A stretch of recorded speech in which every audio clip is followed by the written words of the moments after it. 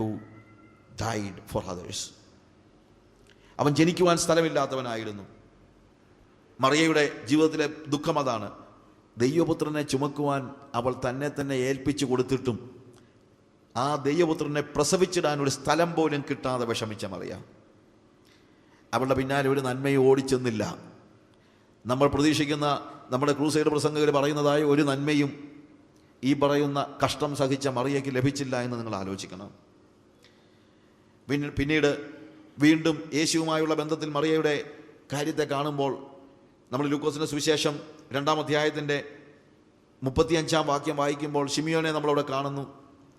യേശുവിനെ കയ്യിലെടുത്ത് അനുഗ്രഹിച്ചതിന് ശേഷം മറിയയെ നോക്കി ശിമിയോൻ പറയുന്നൊരു കാര്യമുണ്ട്: നിന്റെ പ്രാണനിൽ കൂടെയും ഒരു വാൾ കടക്കും. അതൊരു പ്രവചനമായി നടക്കുകയാണ്. ഇപ്പോൾ ഈ ക്രൂശിൻ്റെ ചുവട്ടിൽ അവളത് ശരിക്കും അനുഭവിച്ചറിയുകയാണ്. ആ പ്രവചനത്തിൻ്റെ ഒരു നിവൃത്തി പോലെ നമ്മൾ കാണുകയാണ്. 12-ാമത്തെ വയസ്സിൽ ലൂക്കോസിന്റെ സുവിശേഷം 2-ാം അധ്യായത്തിൻ്റെ 41 മുതൽ 51 വരെയുള്ള വാക്യങ്ങൾ വായിക്കുമ്പോൾ അവിടെ നമ്മൾ എന്താ കാണുന്നത്?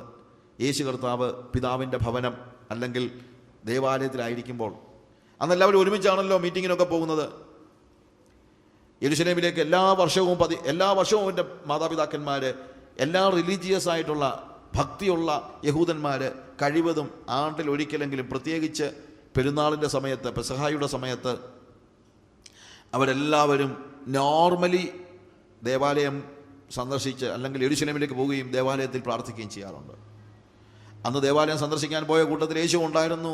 12 വയസ്സുള്ള യേശു.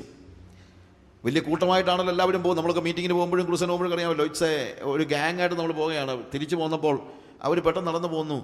കൂട്ടുകാരുടെ കൂടെയൊക്കെ കളിച്ച് നടക്കുമായിരിക്കും. യേശുവിനെ അവർ പെട്ടെന്ന് നോക്കിയപ്പോൾ കാണുമായിരിക്കും. നമ്മൾ പലപ്പോഴും അങ്ങനെയാണല്ലോ, ഉണ്ടായിരിക്കും എന്ന് ചിന്തിച്ച് പോകുന്നു. പക്ഷേ കുറച്ച് കഴിഞ്ഞപ്പോൾ ഒരു ദിവസത്തെ വഴി കടന്ന് രാത്രി നോക്കിയപ്പോൾ യേശു കൂടെയില്ല.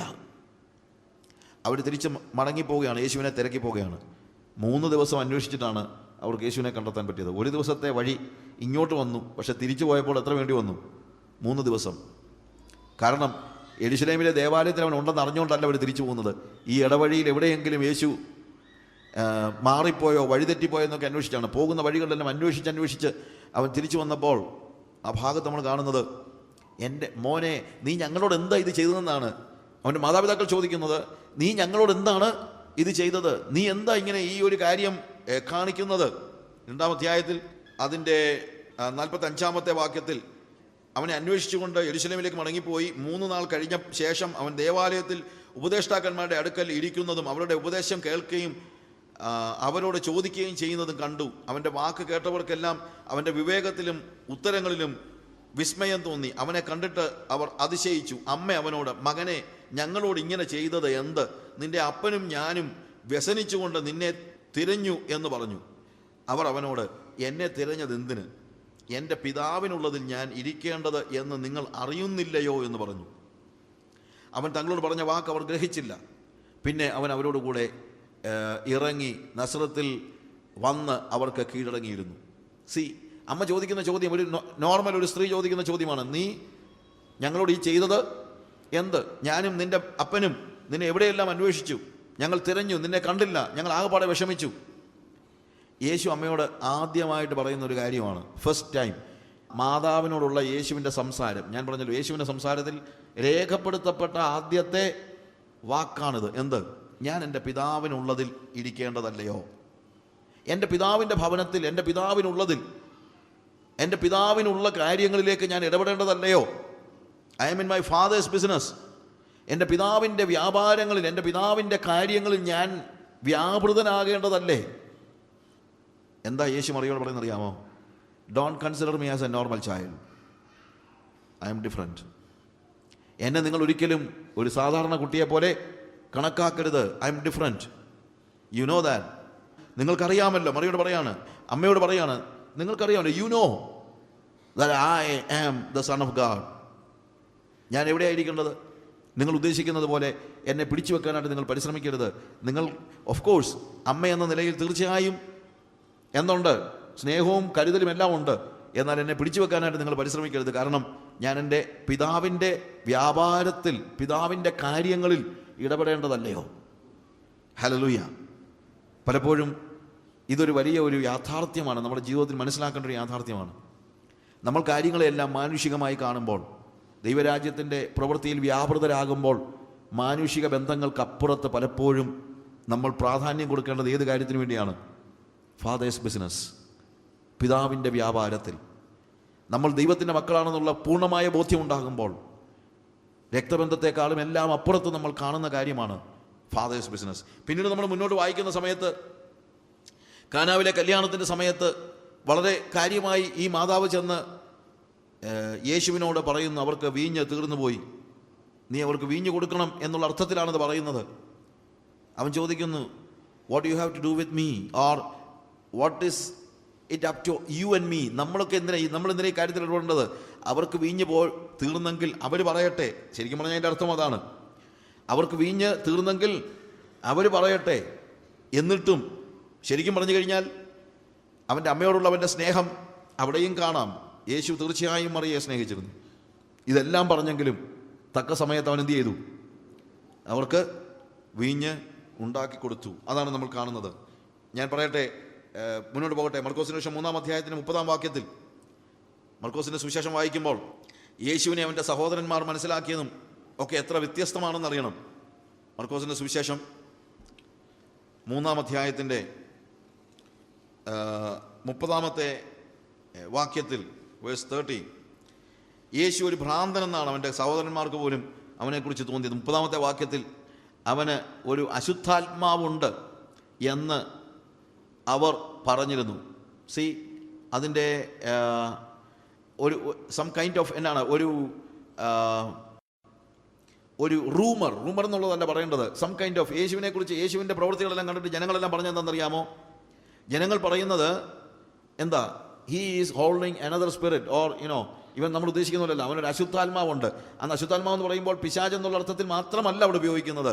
ഈവൻ ഭ്രാന്തുണ്ട് എന്ന് പറയുന്നതിന് തുല്യമായ ഒരു വാക്കാണ്. അങ്ങനെ ഒരു റൂമർ പരന്നതായ സമയത്ത്, അതായത് യേശു ശുശ്രൂഷ ചെയ്തുകൊണ്ടിരിക്കുന്ന ഭാഗമാണ് നമ്മൾ കാണുന്നത്. ആ യേശുവിൻ്റെ ശുശ്രൂഷയുടെ സമയത്ത് അവൻ ഭൂതങ്ങളെ പുറത്താക്കുന്നതും മറ്റും പിശാചിൻ്റെ ശക്തി കൊണ്ടാണെന്നും മറ്റുമുള്ള റൂമർ ഉണ്ടാകുമ്പോഴത്തേക്ക് നാച്ചുറലി യേശുവിനെക്കുറിച്ച് അത്ര കൃത്യമല്ലാത്ത, അത്ര കറക്റ്റല്ലാത്ത ഒരു വാർത്ത വരുന്ന സമയത്ത് 31-ാം വാക്യത്തിൽ അനന്തരം അവൻ്റെ അമ്മയും സഹോദരന്മാരും വന്നു, അവനെ കാണാനായിട്ട് വന്നു. അവൻ പുറത്തു വന്ന് അവരെ വിളിപ്പാൻ ആളയച്ചു. പുരുഷാരം അവൻ്റെ ചുറ്റുമിരുന്നിരുന്നു. അവനവനോട്, നിൻ്റെ അമ്മയും സഹോദരന്മാരും പുറത്തു വന്ന് നിന്നെ അന്വേഷിക്കുന്നു എന്ന് പറഞ്ഞു. അവൻ അവരോട്, എൻ്റെ അമ്മയും സഹോദരന്മാരും ആരെന്ന് ചോദിച്ചു. ചുറ്റിലും ഇരിക്കുന്നവർ നോക്കിക്കൊണ്ട്, എൻ്റെ അമ്മയും സഹോദരന്മാരും ഇതാ, ദൈവത്തിൻ്റെ ഇഷ്ടം ചെയ്യുന്നവൻ തന്നെ എൻ്റെ സഹോദരനും സഹോദരിയും അമ്മയും ആകുന്നെന്ന് പറഞ്ഞു. യേശു ഒരു വിശാലമായ ഒരു കുടുംബത്തെക്കുറിച്ചുള്ളൊരു സങ്കല്പം പറയുകയാണ്. നമ്മൾ ഒരു പക്ഷേ ഇത് മേരിയെ വർഷിപ്പ് ചെയ്യുന്നതിനൊക്കെ എതിരായിട്ട് മാത്രം ഉപയോഗിച്ചിട്ടുള്ളൊരു വാക്കാണ്. പക്ഷേ ഇവിടെ മേരിയെ വർഷിപ്പ് ചെയ്യുന്നതിനെതിരായിട്ട്, മേരിയെ വർഷിപ്പ് ചെയ്യുന്നത് അത് വേറെ കാര്യം, അതിനെതിരായിട്ടുള്ള ഒരു വാക്കല്ല ഇവിടെ കർത്താവ് പറയുന്നത് ദൈവരാജ്യത്തിലേക്ക് പ്രവേശിക്കുമ്പോൾ നമുക്കുണ്ടാകുന്ന ഒരു രൂപാന്തരമാണ്. എന്താണ് രൂപാന്തരം? അതുവരെ രക്തബന്ധങ്ങളാണ് നമുക്ക് വലുത്. എന്നാൽ ദൈവരാജ്യത്തിലേക്ക് ഒരാൾ പ്രവേശിച്ച് കഴിയുമ്പോൾ അവൻ്റെ ഫാമിലി എന്നുള്ള കൺസെപ്റ്റ് മാറുകയാണ്. അതിനു മുമ്പുണ്ടായിരുന്ന വ്യത്യസ്തമായി എന്താ നമ്മൾ കാണുന്നത്? ആരാകുന്നു എൻ്റെ അമ്മയും സഹോദരന്മാരും? കർത്താവ് പറയാണ്, എൻ്റെ പിതാവിൻ്റെ ഇഷ്ടം ചെയ്യുന്നവരാണ് എൻ്റെ സഹോദരനും സഹോദരിയും അമ്മയും. ഒരു വിശ്വാസി മനസ്സിലാക്കേണ്ട ഒരു വലിയ യാഥാർത്ഥ്യമാണ്, നമ്മൾ കർത്താവിൻ്റെ രാജ്യത്തിലേക്ക് പ്രവേശിച്ച് കഴിയുമ്പോൾ രക്തബന്ധത്തിനപ്പുറത്തുള്ള ഒരു ആത്മബന്ധം നമുക്ക് ദൈവത്തിൻ്റെ ഇഷ്ടം ചെയ്യുന്നവരുമായിട്ടുണ്ടാകുന്നു. ഒരു പ്രത്യേകമായ കോസ്, ദൈവത്തിൻ്റെ ഇഷ്ടം ചെയ്യുക എന്ന ഒരു കോസിന് വേണ്ടി നിലകൊള്ളുന്നവർ, അവരാരാണെങ്കിലും എത്ര വിദൂരസ്ഥരാണെങ്കിലും അവരെൻ്റെ അമ്മയും സഹോദരനും സഹോദരിയും ഒക്കെയാണ്. അതൊരു വേദപുസ്തകത്തിലെ പഠിക്കേണ്ട പാഠമാണത്. ഇതൊന്നും ആരും പറയാൻ ഇഷ്ടപ്പെടുന്നില്ല.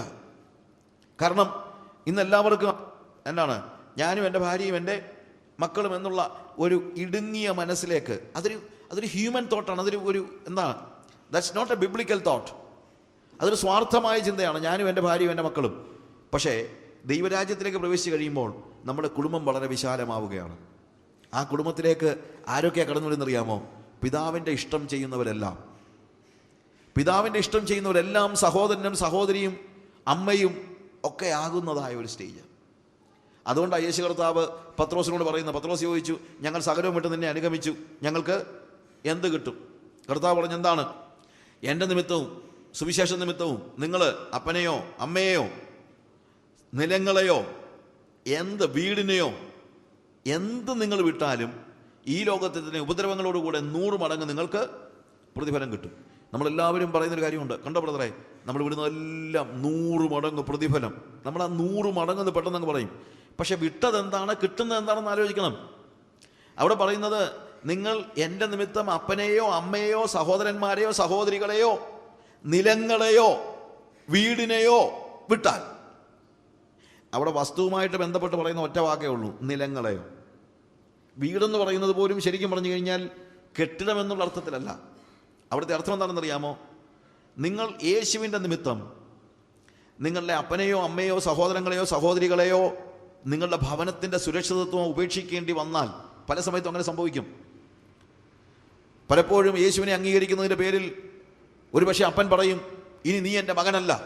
അമ്മ പറയും, എനിക്കിങ്ങനെ ഒരു മകൻ പിറന്നിട്ടില്ല. സഹോദരൻ പറയും, ഇവൻ എൻ്റെ സഹോദരനല്ല. സഹോദരി പറയും, ഇവൻ എൻ്റെ ഉടപ്പിറന്നവനല്ല. വീട്ടിൽ നിന്നൊരു പക്ഷേ പിതാവ് ഇറക്കി വിട്ടേക്കും, നിലങ്ങളുടെ സമ്പത്ത് തരാതെ ഇട്ടേക്കും. നീ മടങ്ങി വന്നാൽ മാത്രം നിനക്ക് സമ്പത്ത്, ഇല്ലെങ്കിൽ കിട്ടത്തില്ല. ഇതൊക്കെ എപ്പോഴും സംഭവിക്കുന്ന കാര്യങ്ങളാണ്. ഇക്കാലത്തൊന്നും സംഭവിക്കുന്നില്ല. കാര്യം, ഇക്കാലത്ത് അങ്ങനെ ഒന്നും ത്യാഗം ചെയ്യാനൊന്നും ആരും അങ്ങനെ തയ്യാറാകുന്നില്ല. പക്ഷെ കർത്താവ് പറയുന്നു, എൻ്റെ നിമിത്തം നിങ്ങൾ അപ്പനെ ഉപേക്ഷിക്കുകയാണെങ്കിൽ 100 മടങ്ങിന് അപ്പന്മാരെ കിട്ടും. അമ്മയെ ഉപേക്ഷിക്കുകയാണെങ്കിൽ 100 മടങ്ങ് അമ്മമാരെ കിട്ടും. സഹോദരന്മാരെ ഉപേക്ഷിക്കേണ്ടി വന്നു കഴിഞ്ഞാൽ 100 കണക്കിന് സഹോദരന്മാരെ കിട്ടും. സഹോദരിമാരെ ഉപേക്ഷിക്കേണ്ടി വന്നാൽ 100 കണക്കിന് സഹോദരിമാരെ കിട്ടും. ഭവനം ഉപേക്ഷിക്കേണ്ടി വന്നു കഴിഞ്ഞാൽ 100 കണക്കിന് ഭവനങ്ങളെ കിട്ടും. എന്താ ഇതിൻ്റെ അർത്ഥം? സമ്പത്തൊന്നുമല്ല ഇവിടുത്തെ വിഷയം. അപ്പൻ ഉപേക്ഷിച്ച ഒരു വ്യക്തിയെ കാണുമ്പോൾ 100 പേര് പറയും, മോനെ, consider me as your father, you are my son. ചെല്ലുന്ന സ്ഥലങ്ങളിലൊക്കെ അപ്പൻ്റെ സുരക്ഷിതത്വം നൽകാൻ ആളുകൾ, അമ്മമാർ പറയുന്നു, മോനെ, നീ എനിക്ക് വയറ്റിൽ പിറക്കാതെ പോയ മകനാണ്, യു ആർ മൈ സൺ. സഹോദരന്മാർ പറയുന്നു, യു ആർ മൈ ബ്രദർ. രക്തബന്ധമൊന്നുമില്ല. രക്തബന്ധമില്ലാഞ്ഞിട്ടും 100 കണക്കിന് അപ്പന്മാരെയും അമ്മമാരെയും സഹോദരന്മാരെയും സഹോദരിമാരെയും ഭവനത്തിൻ്റെ സുരക്ഷ 100 വീടുകൾ നമുക്ക് വേണ്ടി തുറന്നു തരികയാണ്. ഒരു വീട് ഉപേക്ഷിച്ചവന് 100 വീടുകൾ കിട്ടുകയാണ്. 100 വീടുകൾ. എവിടെ ചെന്ന് കഴിഞ്ഞാലും ഇവിടെ താമസിക്കണേ, ഇവിടെ താമസിക്കണമേ, ഇവിടെ താമസിക്കണമേ എന്ന് പറയുന്ന അവസ്ഥ. അതാണ് വാസ്തവത്തിൽ ദൈവരാജ്യത്തിൻ്റെ പ്രത്യേകത. ദൈവരാജ്യത്തിലേക്ക് ഒരാൾ പ്രവേശിക്കുമ്പോൾ അവനൊരു പുതിയ വിശാല കുടുംബത്തിലേക്ക് പ്രവേശിക്കുകയാണ്, യൂണിവേഴ്സൽ ഫാമിലിഹുഡ്. അതാണ് കർത്താവിൻ്റെ ഉപദേശമായിട്ട് നമ്മളവിടെ കാണുന്നത് എന്ന് നമ്മൾ മനസ്സിലാക്കണം. മറിയ പല പ്രാവശ്യം യേശുവിൻ്റെ പിന്നാലെ ചെന്നിട്ടും ശരിക്കും പറഞ്ഞു കഴിഞ്ഞാൽ അപ്പോഴൊക്കെ യേശു മറിയയെ ഓർപ്പിക്കുന്നു. എന്താ ഓർപ്പിക്കുന്നത്? എന്നെ ഒരു സാധാരണ മകനെ പോലെ കണക്കാക്കരുത്. അവളെ എപ്പോഴും ഓർപ്പിച്ചുകൊണ്ടിരുന്നു. അമ്മയല്ലേ, അമ്മയായതുകൊണ്ട് നമ്മൾ പറയുന്ന പോലെ നൊന്ത് പറ്റിയ അമ്മയാണ് എന്താണെങ്കിലും, അതുകൊണ്ട് തീർച്ചയായും അവനെ ഒരു സാധാരണ മകൻ എന്നതുപോലെ കാണാനുള്ള വലിയൊരു ടെൻഡൻസി എപ്പോഴും ആർക്കുണ്ട്? മറിയയ്ക്കുണ്ട്. പക്ഷെ എപ്പോഴും മറിയയെ യേശു ഓർപ്പിച്ചുകൊണ്ടേയിരുന്നു, എന്ത്? എൻ്റെ അസ്തിത്വം വേറെയാണ്, എന്നെ ഒരു സാധാരണ മകനെ പോലെ കണക്കാക്കരുത്. കാരണം പിന്നീട് അതിനു വേണ്ടി ദുഃഖിക്കേണ്ടി വരുമെന്നുള്ളത് അവൾക്കറിയായിരുന്നു. ക്രൂശിൻ്റെ ചുവട്ടിൽ അവർ നിൽക്കുന്നത് കാണുമ്പോൾ യേശുവിൻ്റെ അമ്മയുടെ ഹൃദയത്തിലൂടെ ഒരു വലിയ വാൾ കടന്നു പോകുന്നു. അവൾക്കറിയാം ഇത് ദൈവപുത്രനായ മശീഹാണെന്നുള്ളത് അറിയാം. കാര്യം അവൾ പല പ്രാവശ്യം അതിനെക്കുറിച്ചുള്ള ഉറപ്പ് ദൂതന്മാരിൽ നിന്നും സ്വന്തം മകനിൽ നിന്നും ഒക്കെയും പ്രാപിച്ചിട്ടുള്ളതാണ്. She knows, അവൾക്കറിയാം. എന്നാലും മകൻ പിടഞ്ഞു മരിക്കുന്നത് കാണുമ്പോൾ ഹൃദയത്തിൻ്റെ ഉള്ളിൽ വലിയൊരു വാൾ. അവൾക്ക് മറ്റൊരു സംശയം കൂടി ഒരുപക്ഷെ ഉണ്ടായേക്കാം, ശരിക്കും ഇവൻ തന്നെയാണോ മശീഹ? അങ്ങനെയാണെങ്കിൽ ഇവൻ മരിക്കേണ്ടതാണോ എന്നുള്ള സംശയവും ഉണ്ടായേക്കാം, നമുക്കറിയില്ല. പക്ഷെ എന്താണെങ്കിലും ആകപ്പാടെ ആശയക്കുഴപ്പത്തിലായ ഈ സ്ത്രീയുടെ മനസ്സിൽ മറ്റൊരു വേദനയും കൂടെ ഉണ്ട് എന്ന് ഞാൻ ചിന്തിക്കുന്നു. മറ്റൊരു വേദനയും കൂടെ. എന്താണ് ആ വേദന എന്നറിയാമോ? മറ്റൊന്നുമല്ല, അവളെ സംരക്ഷിക്കാൻ ഇനി ആരാ ഉള്ളത്?